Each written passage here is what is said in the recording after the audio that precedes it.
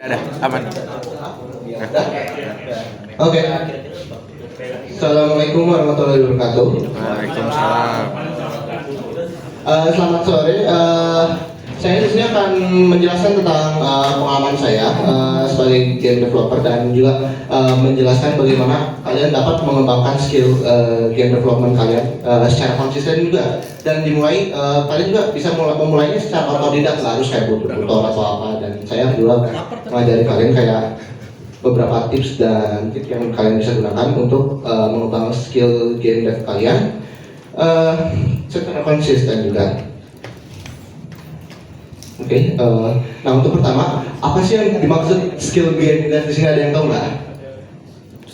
Kayak apa nih skill game dev tuh? Ya udah, yang mau jawab? Tahu tapi nggak bisa ngejelasin. Ya nggak apa-apa, gimana? Contohnya kayak menurut pendapat kalian gimana? Skill building. Hah? Skill building. Kayak skill building gitu ya. Yeah. Sebenarnya itu salah satu contohnya, tapi untuk secara keseluruhan artinya tuh suatu kombinasi keahlian yang digunakan untuk mengembangkan suatu game. Jadi bisa macam-macam. Contohnya kayaknya ada beberapa contoh-contoh skill game ya, kayak komposer musik, full stack programmer, game designer, visual effect designer, dan yang lain. Ya, termasuk yang tadi ya kata Bang Dorman. Lanjut.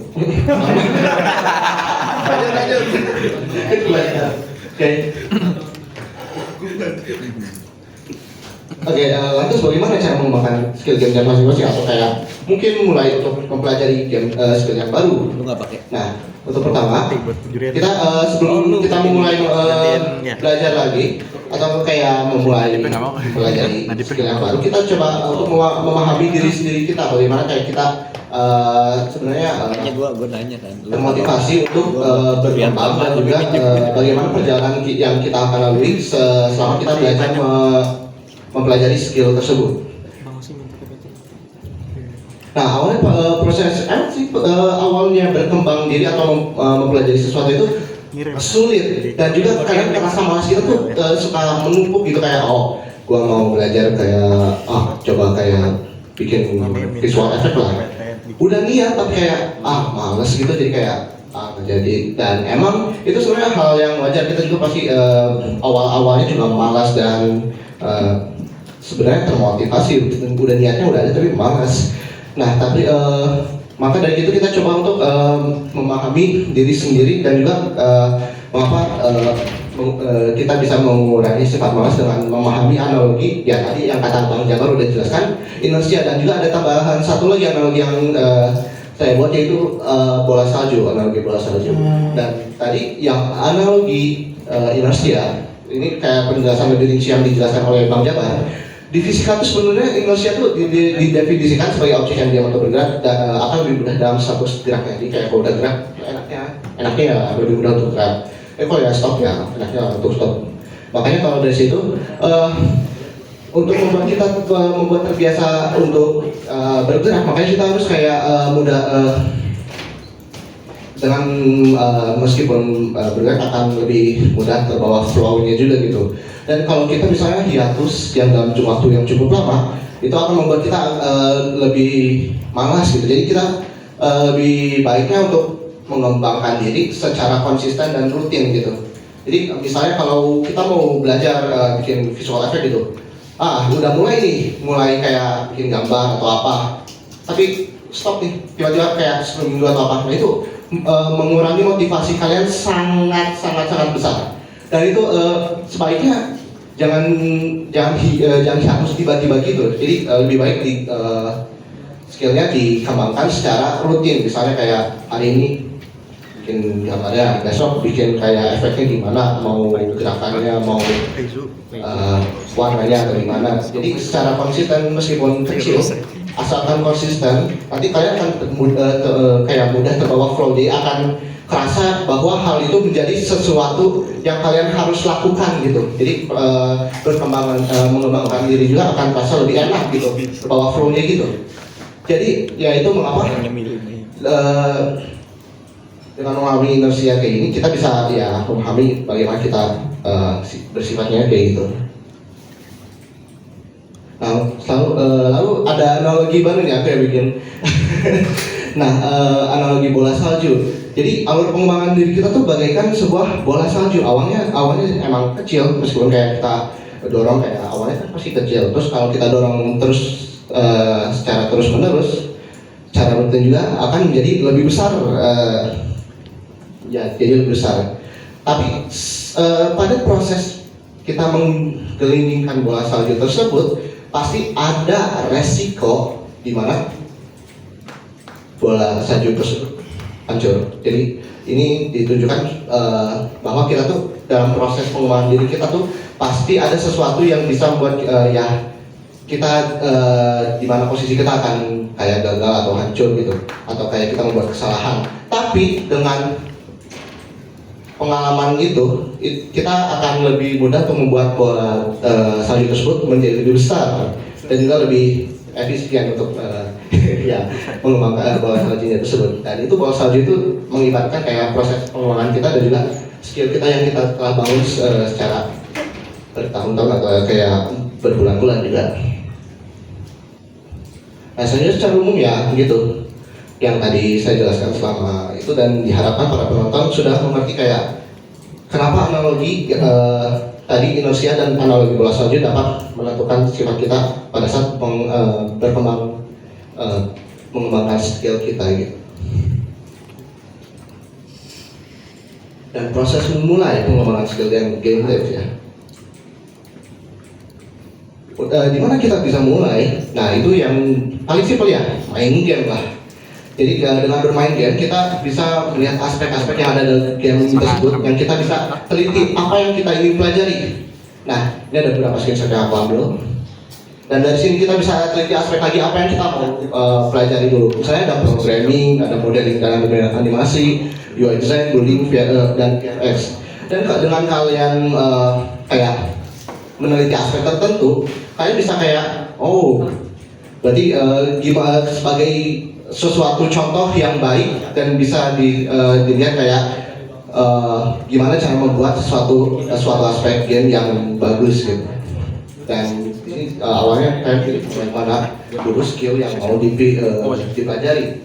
Oke, selanjutnya jika kalian masih belum tahu ya, maksudnya kayak belum tentu mau belajar apa, ya udah programming aja sih kata aku. Soalnya programming kan ya kayak inti dari game dev gitu, jadi yang membuat suatu game itu bekerja. Jadi kalau ya masih belum tahu mau belajar apa, saya saranin ya programming gitu. Oke, dan awalnya itu mulai dari video YouTube aja. Sebenarnya video YouTube sekarang udah banyak yang bagus-bagus yang bisa ditiru, kayak ya biasa kalau model 5 bikin donat, terus kayak misalnya video Blog Studio Basics. Nah, kalian bisa memulai untuk mempelajari skill tersebut dengan menonton video YouTube. Tapi meskipun kalian gak ngerti, ikutin aja sampai akhir. Jadi kayak ikutin aja, praktekin secara langsung. Dan kalau kalian udah kayak udah menyelesaikan tutorial tersebut, kalian coba review ulang apa yang kalian telah lakukan dengan mengikuti video tersebut dan memahami misalnya aspeknya buat apa nih, kayak oh gimana nih, ini kenapa aku harus nambahin function ini, dan function itu apa, kalian bisa teliti satu-satu aspeknya itu ya, dan pelajari apa fungsinya masing-masing. Dan kalian juga bisa coba kayak modifikasi alur kalian mengikuti tutorial video tersebut. Misalnya kayak, oh kalau aku ngikutin video bikin fungsi penambahan, gimana kalau aku kurangin? Nah itu dengan memodifikasi kalian bisa mencoba kayak, oh ini buat apa aspeknya, kayak gitu. Dan setelah memahami basic atau mengikuti tutorial tersebut, nah kalian coba buat kayak objektif kecil. Nah, objektif kecil yang di sini yang saya maksud itu adalah kayak objektif yang cukup mudah untuk dicapai pemula. Jadi kan kalian udah mulai belajar basic-basicnya gitu. Nah, kalian coba bikin step kayak atau enggak objektif kecil yang menurut kalian tuh, oh mungkin aku bisa nih kayak bikin yang ini. Nah, dengan nge-set objektif kecil tersebut, kita bisa menentukan apa yang kita belum pahami. Jadi meskipun kita kayak, oh kayaknya aku bisa begini nih deh, dan kalian coba buat tapi kok nggak bisa ya? Nah, kita bisa tahu apa yang kita nggak yang kita belum bisa lakukan. Jadi dari situ kita dapat melihat diri kita sendiri. Oh, apa nih yang belum aku pahami? Dan kalian bisa search ya bagaimana cara naiki step tersebut. Nah itu tambahan itu berarti yang sesuatu yang kita belum pahami itu. Jadi kita coba cari aspek tertentu. Kita coba pahami kayak apa yang kita belum pahami, dan untuk mencari solusinya kita bisa search YouTube lagi atau search kayak Google, karena Google tuh lebih lebih luas dan juga lebih kita bisa menemukan solusinya lebih chance-nya lebih banyak, lebih besar gitu daripada dari YouTube. Tapi kalau YouTube sama Google belum ketemu, kalian bisa masuk ke komunitas karena yang ahli dalam aspek tertentu. Dan ini ada beberapa komunitas yang kalian bisa masuk ke dalam untuk memahami kayak aspek apa yang kalian pelajari. Nah misalnya kalian melalui modeling nih, tapi nggak tahu gimana cara nge-bevel itu. Kalian bisa masuk ke nge-bevel suatu corner gitu. Kalian bisa masuk ke komunitas dan mungkin tanya beberapa orang akan hal tersebut, dan mungkin beberapa orang akan berkenan buat membantu kamu dengan memberikan sebuah solusi yang tepat untuk akan hal tersebut. Nah kalau udah selesai bikin satu objektif kecil, coba bikin objektif kecil yang lain untuk kita tahu apalagi yang kita belum tahu. Kalau kita udah mencoba yang kecil, objektif yang kecil, kita coba mulai cari yang agak sedikit lebih naik lah, atau kayak agak sedikit lebih kompleks sedikit, kayak misalnya membuat sistem Brown.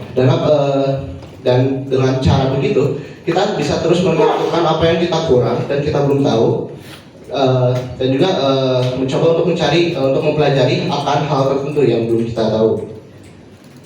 Jadi itu mengapa saya sarankan juga objektif kecil. Habis itu kolaborasi dan komunitas. Jadi ya kerjasama antara anggota tim juga termasuk hal yang penting dalam pengembangan skill kalian. Kolaborasi yang menjadi salah satu aspek terpenting, karena skill yang itu bukan kayak ya programming atau apa gitu, tapi kayak kerjasama tim juga termasuk skill game dev. Karena kita tuh membuat game tuh kadang nggak sendiri, jadi harus bareng sama orang lain. Misalnya kayak scripting bareng orang lain lah, atau nggak modeling bareng orang lain. Dengan skill komunitas kayak skill berkomunikasi dengan baik, kita juga bisa mengembangkan skill game dev kita dengan bekerja sama, bertukaran info, knowledge antara satu sama lain. Ini kayak aku ambil contoh kayak pas aku kerja sama anggota tim aku yang lagi benerin monster service-nya, dan kayak kita bisa saling bagi-bagi knowledge. Dia jagonya kayak ke arah algoritma yang kompleks, misalnya kayak pathfinding, dan aku jagonya di bagian front end. Kita saling chatting, dan juga dengan itu kita bisa memperluas wawasan kita dengan sharing antar satu sama lain. Itu kenapa komunikasi kayak antar tim juga termasuk hal yang penting dalam proses pengembangan skill game dev kita. Dan juga ya dengan masuk kalian bisa cari komunitas tersebut ya dengan searching kayak hidden dev atau enggak kayak scripting, Roblox scripting assistant, atau enggak ya mungkin untuk cari tempat orang kerjasama dan lain-lain. Kalian bisa aja masuk kayak komunitas game kayak gitu, dan dengan kalian berinteraksi dengan komunitas yang ada di dalam komunitas ya orang-orang dalam komunitas tersebut, kalian bisa mengenali orang-orang lain. Mungkin kalian bisa berteman dengan seorang content creator yang di dalam server suatu game tersebut. Dan itu kenapa komunikasi juga kayak mengenali orang lain lewat komunitas itu juga penting, kayak buat memperluas pertemanan kita juga. Dan juga dengan memperluas friendship kita juga akan mengenali orang lebih banyak, kayak mutualan gitu melalui teman kita. Yang awalnya aku tuh sebenarnya cuma tahu teman aku ya si In, dan sekarang aku jadi kenalan juga sama temannya In yang ternyata seorang UGC creator yaitu Dogiti, dan itu sangat membantu aku karena aku juga bisa sharing sama dia atau kolaborasi juga pernah dulu. Dan habis itu kalian setelah sudah mengenali banyak orang atau nggak kayak mempelajari skill kalian udah ya bisa dibilang intermediate, kalian tuh coba untuk login dan juga ya fokus ya maksudnya di sini kayak membuat suatu grup gitu untuk membuat game yang full. Karena saya memahami ya tadi untuk membuat game story, tapi ya untuk pemula saya saranin kerjasama sama orang lain, jangan solo. Soalnya kalau dengan orang lain bekerja sama orang lain, kita menjadi motivasi bahwa kita tuh punya tujuan yang sama-sama anggota rekan tim kita. Kayak kita tuh merasa jadi satu gitu dengan satu tujuan untuk mencapai hal tersebut. Jadi juga kita akan lebih semangat berkembang meskipun kita berbeda peran, dan kalian juga dapat mempelajari hal yang baru. Dan dari itu mungkin bahkan dari anggota teman kalian itu jadi alasan mengapa kalian ingin mempelajari hal yang baru. Kayak misalnya contohnya ada, tapi untuk aspek itu ada dua. Di sini ada contohnya. Kayak Google kemarin bilang kalau Fajar sama aku kan bisa modeling tapi bisa scripting juga. Itu juga membuat dia untuk motivasi untuk mempelajari programming. Dan juga itu untuk aspek positifnya kalau termotivasi untuk mempelajari skill yang lain berdasarkan karena tim anggota kita. Dan juga Ardo yang timnya nggak ada programmer, dia jadi belajar programming. Dan itu juga mungkin dengan dia mulai untuk program bisa jadi termotivasi untuk jadi programmer, hobi programmer nomor 2. Ya IT kan jurusannya bisa. Ya, terima kasih sudah menyimak. Ada yang ingin bertanya? Itu Norman. Siapa tadi? Norman. Jawab Norman.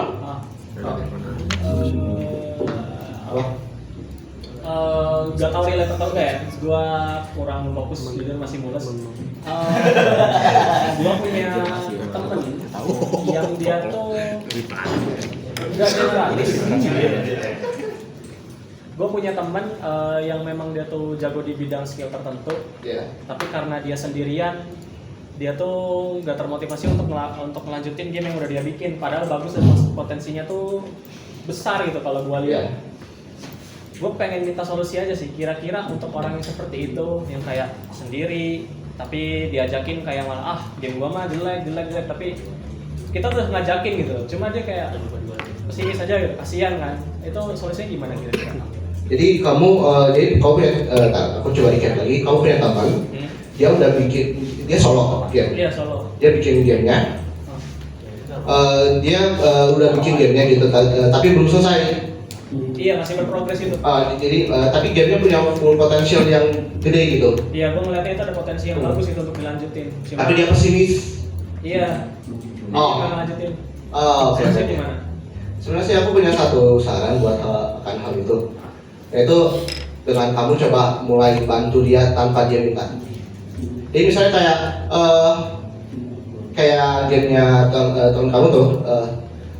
Misalnya apa yang bisa kamu lakukan buat gamenya gitu, kan kamu bisa modeling. Nah, coba kayak bikin saran juga ke dia, gamenya kalau ditambahin ini bakal bagus atau gimana. Jadi kayak kamu tuh berusaha membantu dia meskipun dia nggak minta gitu, bukan dengan kayak lu harusnya nyelesain gamenya dong. Itu bagus gamenya, masalahnya kan dia sendiri kan, tapi dengan menunjukkan support kamu tanpa dia meminta, mungkin dia akan lebih termotivasi bahwa kayak ternyata ada juga yang ingin bantu gitu. Jadi bukan hanya saran.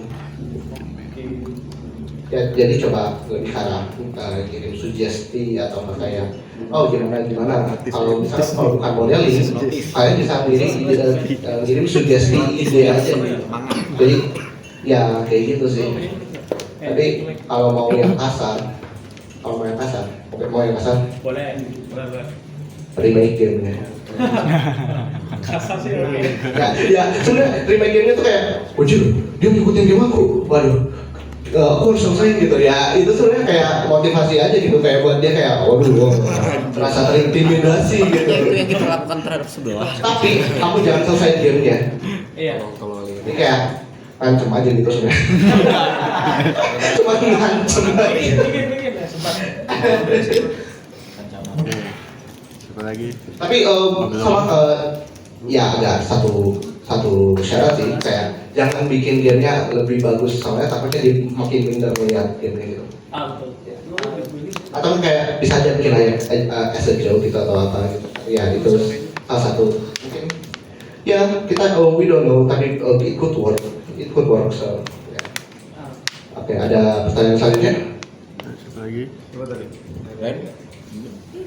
Malahnya udah maju Oke. banget. Ya, kenapa?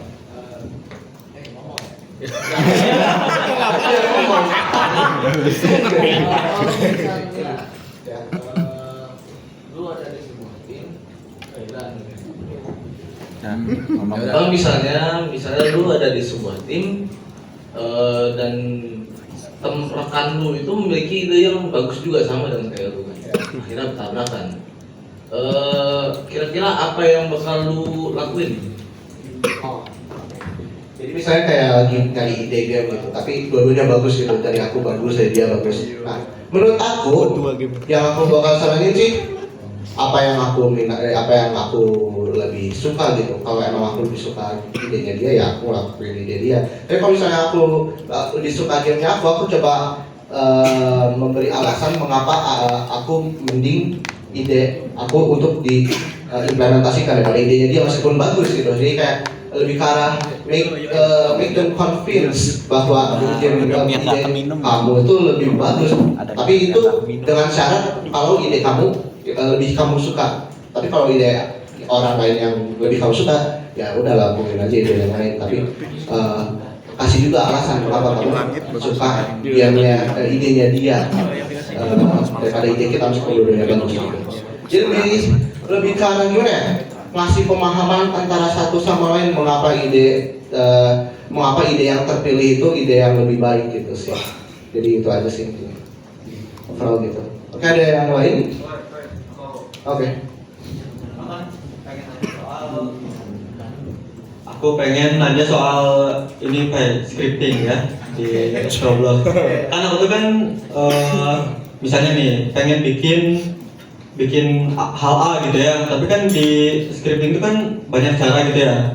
Nah aku tuh kadang suka keenakan buat caranya tuh cara yang mudah gitu loh. Padahal kan banyak cara yang lebih expert gitu terus enak dilihat gitu. Gimana caranya? Aku suka males.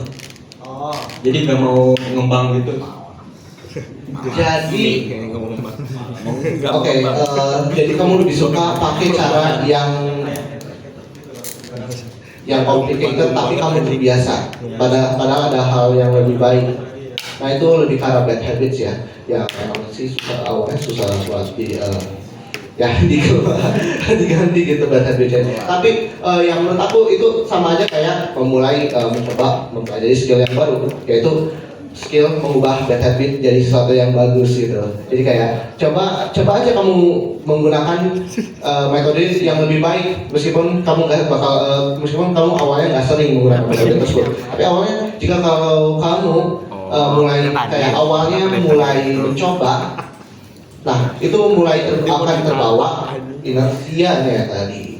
Nah jadi kamu coba usahain buat menggunakan metode yang lebih baik tersebut, dan juga kamu coba cari alasan mengapa kamu pikir metode tersebut lebih bagus. Nah misalnya kayak for loop-nya diganti jadi while loop aja gitu, atau while loop diganti jadi for loop. Mengapa hal itu bisa terjadi? Dan aku bisa saranin kayak coba berpikir lebih maju lagi. Kalau kamu implementasi hal tersebut, apa untungnya, apa ruginya gitu. Jadi kayak dengan bad habits-nya itu bisa dikurangin dengan cara kayak gitu. Oke, ada yang lain mau nanya? Tim bilang. Belum? Nggak nanya? Perfect, gua nggak perlu nanya lagi. Oke. Ada yang lagi? Apa? Refleks mulu lah sama. Bang. Refleks. Ada apa? Oke. coba bantu sedikit ya soal tanya. Tadi kan ada pertanyaan bagaimana bad habit code. Invest yang ambil. Bad habit code itu memang dibangun. Untuk membangun good code itu tidak dibangun satu malam. Nggak dibangun satu malam. Itu memang dipelajari kalau aku bilang itu seumur hidup. Ya bahkan pada kata aku yang mengikut sudah 10 tahun itu juga punya bad habit juga sama. Tapi itu diperbaiki pelan-pelan kayak pelan-pelan contoh sebagai contoh. Di Roblox aku itu paling menghindari task dot wait. Dimanapun caranya sebisa mungkin jangan task dot wait kalau bisa. Kayak contohnya tuh kayak gitu tuh. Dengan cara apa ya? Kan kita ketika ketemu misalnya kayak aku kalau nggak task dot wait coba cari yang lain apa ya mungkin ya. Mungkin pakai coroutine yang lain atau gimana gitu. Nanti di Discord nanti satu contoh. Nggak apa-apa. It's okay. Terus kalau aku pribadi itu aku sering baca how to code good code lah. Itu ada banyak tuh tulis-tulisnya cara convention seperti apa, convention, terus bagaimana cara handling untuk handling sebuah fungsi atau kayak kalau sebuah fungsi itu bisa keluar lebih awal ya jangan pakai if else yang if gitu. Itu sebagai contoh yang benar kayak gitu kan itu emang masih pelajari ya pelan-pelan sering. Mungkin itu bisa membantu. Terus yang kedua pertanyaan itu ada gini, tadi kan ditulis di PPT kan bahwa ketika mencari pertemanan baru itu berhati-hatilah gitu kan. Ada nggak pengalaman ketemu seseorang yang toksik ya itu yang seperti apa? Terus yang dilihat itu orang-orang yang seperti apa sih sebenarnya? Sebenarnya toksik ini yang dimaksud kayak yang tadi bilang kan bahwa hati-hati ya. Ada pengalaman khusus ternyata orang seperti ini yang harus kita hindari. Oke. Ini pernah aku ngalamin dulu aku kerja sama teman aku, best friend malahan. Jadi kayak sebenarnya orang yang toksik ini bisa bermacam-macam, bisa orang yang beneran toksik ngomongnya ya amburadul kayak gitu, atau orang yang toksik secara diam-diam. Ya itu ya contohnya kayak best friend aku yang dari yang awal dari Filipina. Kita dulu sering ya coba-coba buat bikin project bareng lah. Awalnya sih dia suka kayak ya masih kerja sama bareng lah, suka bikin UI design bareng lah, dan bikin project bareng gitu, meskipun nggak selesai. Nah, sebenarnya mulai terlihat toksiknya tuh awalnya pas kita 2023. Di mana dia mulai kayak bikin project gitu, yang biasanya dia sama aku bikin project, tapi dia tuh mulai ignorance gitu, jadi dia mulai kerjanya kurang dan cuma lebih ke arah nyuruh aja gitu, atau kayak beli komisi lah atau apa. Dan itu secara bisa dilihat dari kayak contoh sifatnya itu orang yang tiba-tiba diam-diam toksik itu kayak awalnya cuma mentingin progres dan juga mentingin outcome gitu. Jadi mereka tuh nggak mentingin kitanya gitu, mereka cuma mentingin progres sama outcome-nya gitu. Misalnya kayak contohnya ya kita lagi sakit atau apa gitu, nggak bisa nge-progress selanjutnya atau nggak bisa ngerjain gitu. Tapi mereka masih kekeh ya harus deadline-nya tetap segitu itu apalagi kalau orang yang nggak kenal gitu kan. Jadi kayak itu ada beberapa juga yang kayak gitu. Dan juga untuk orang toksik yang lain bisa dilihat dengan cara kita bisa ngasihin dia tuh kayak dia mau ini cara aku buat menentukan apa orang tersebut baik atau enggak, yaitu dengan kalau mereka komisi kita atau mau kerja bareng gitu. Jadi awal tuh aku selalu kasih tahu ke dia tuh berapa kamu mau dibayar ya, atau berapa mau bagi persentasenya. Ya udah aku bilangnya kayak mana kita lihat nanti performa aku dalam mengerjakan proyek tersebut. Nah itu gimana? Biasanya aku pakai cara itu buat kayak mengetahui apakah orang itu toksik atau enggak. Jadi dengan cara begitu aku bisa lihat orang nanti bisa dilihat juga bagaimana cara dia reaksinya juga itu. Jika dia reaksinya kayak agak concern gitu, atau nggak kayak oh coba deh kamu kayak tentuin maunya berapa, jangan kayak gitu. Nah itu aku oke sih, itu orangnya oke. Tapi kayak misalnya kalau orangnya bilang kalau orangnya bilang oke, kita lihat nanti, nah itu agak berkepanjangan. Jadi setelah itu kalau udah aku tentuin ya kalau mereka udah responnya kayak gitu, harus dilihat juga nanti mereka bakal nawarnya berapa dan gimana. Awalnya tuh aku lebih menerima orang yang nawarnya dikit dulu daripada yang gede dulu, karena kalau yang dikit dulu kalau yang nawarnya dikit dulu misalnya kayak oh kamu kerjanya segini, mungkin kayak saya bayar kamu sekitar mungkin 50.000 atau apa gitu, itu untuk kayak seberapa gitu ya. Tapi harus lihat juga backgroundnya. Kalau mereka bayar 50.000 tapi backgroundnya kayak mereka punya studio besar atau apa, jangan. Tapi kalau kalian ya ngelihatnya kayak backgroundnya mereka tuh kayak kurang berprofit gitu, nah itu baru bisa baru oke lah, boleh. Tapi ya harus ngeliat backgroundnya juga gitu, jadi kayak ya kayak gitu sih paling oke. Sorry, ini aku ngomongnya agak apa baliut. Jadi intinya cari orang yang menentukan orang yang toxic itu berdasarkan dari background sama cara mereka respon terhadap statement kita gitu. Jadi gitu sih, ya tentuin aja. Apakah sudah terjawab atau masih ada? Oke. Ya udah. Ya, Dulu aja. Gue dulu abis itu. Atau ya soalnya mau nambahin yang tadi sih yang orang toksik. Oh ya, boleh gitu, Bang. Boleh bisa. Biar lebih enak. Bisa nanti satu. Nah ini sedikit nambahin terkait dengan orang yang toksik tadi ya. Ini gue sharing aja sama Mbak ya, 5 menit paling. Jadi ini juga gue punya pengalaman pribadi juga di ya hidroponik transport lah tentunya ya.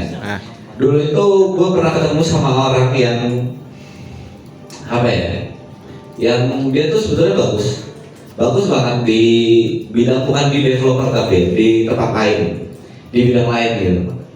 Dan karena kontrak kerjanya tuh gak ajet gitu lah istilahnya ya. Kontrak kerjanya tuh masih meletot gitu.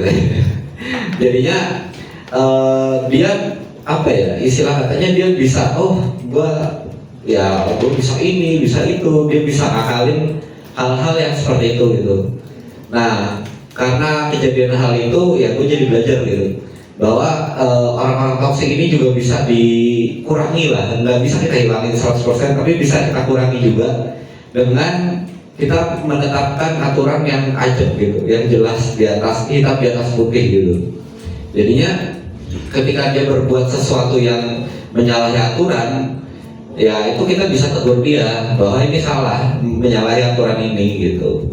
Dan menurut gua pribadi orang toksik itu ya gak bisa kita hindari lah ya, karena gua sendiri menganggap diri gua toksik gitu sama bawahan gua sendiri gitu.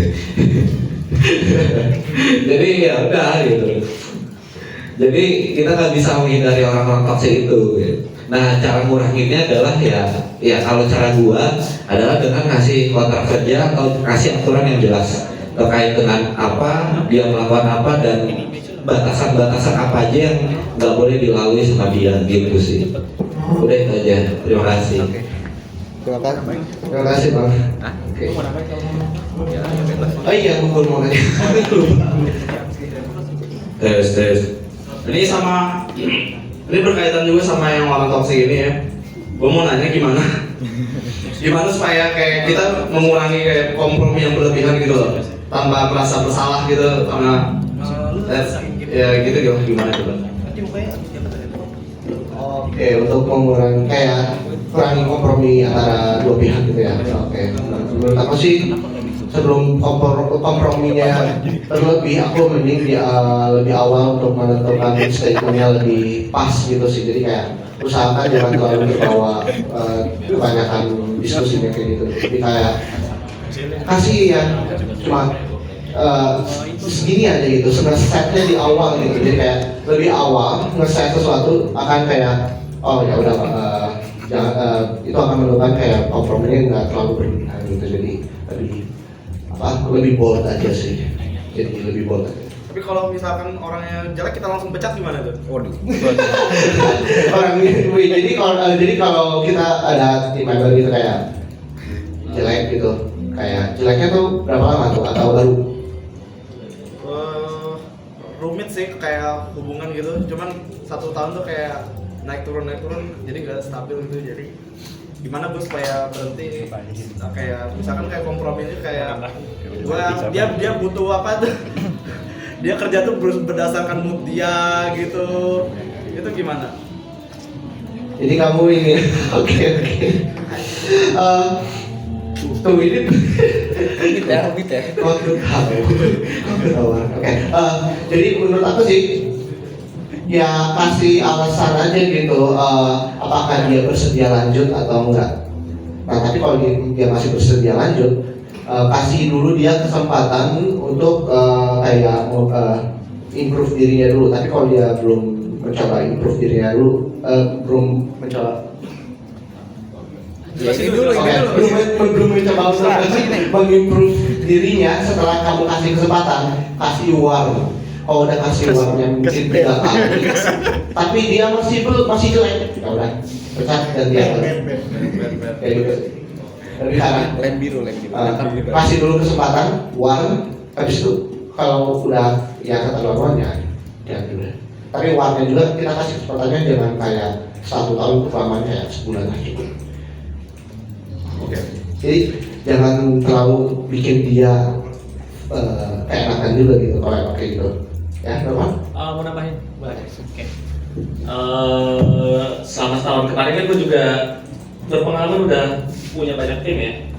Memang tiap orang tuh bersifat egois karena mereka memiliki keinginan mereka sendiri gitu.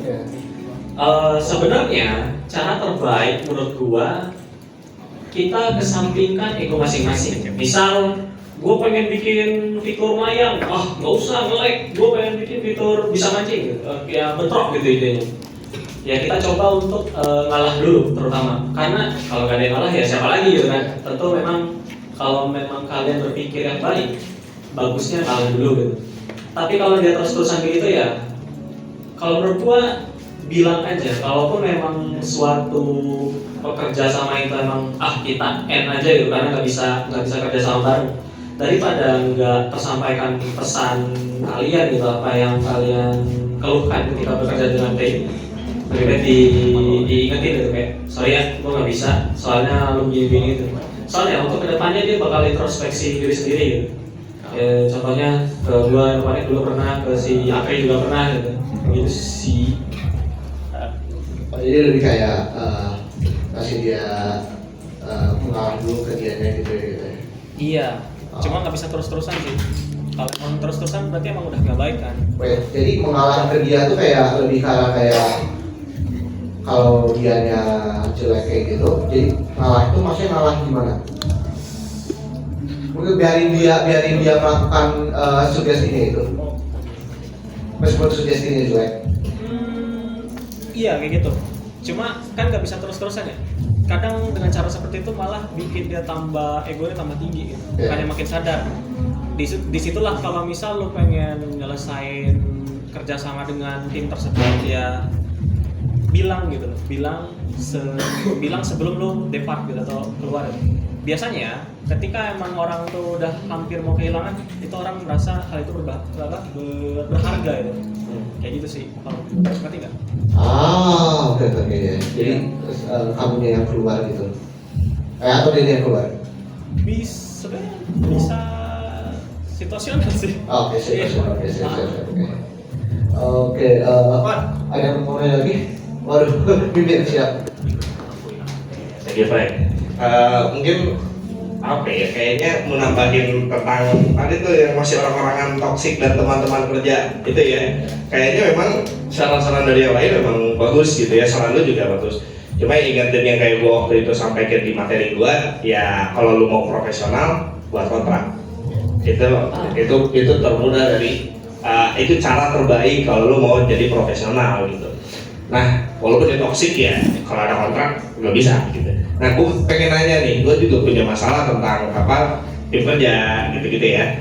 Nah, kalau misalkan gue pengen nih buat game, tapi gue idealis gue pengen buat game sendiri, skripnya gue, terus buildingnya gue, semuanya gue. Kira-kira menurut lo possible dan menurut lo gimana nih pandangan lo deh? Gue penasaran. Oke, jadi Mimin kan masih content creator yang on daily basis masih kerja bikin video kayak gitu. Nah, mungkin untuk ini karena waktu aja ya kita kayak agak berpikir logika aja. Takutnya kan kalau content creator kayak gitu kan agak susah buat bikin keep up to update news kayak gitu, dan kayak bikin video konten atau voice overnya gitu. Ya aku saranin sih buat kayak ambil orang kedua buat yang lakuin hal tersebut biar kamu agak lebih leluasa mempelajari hal-hal tersebut kayak scripting atau apa gitu. Dan juga mungkin kalau bisa sih bisa juga kayak kemarin kata kami ini juga live streaming sambil coding ya, sambil belajar coding kayak live streaming belajar coding di Roblox part 1 gitu ya, kayak gitu juga bisa. Jadi kayak lebih di bawah santai aja gitu sambil kayak bareng komunitas. Dan dari situ juga mungkin Mimin juga bisa ketemu kayak orang scripter yang bisa bantu Mimin buat mungkin mengoreksi kesalahan Mimin, kayak di sini ada harusnya lokal scriptnya di mana gitu ya, kayak gitu. Jadi bawa mungkin sesuai sama pekerjaan kita Mimin aja gitu. Siap. Ada yang lain? Udah?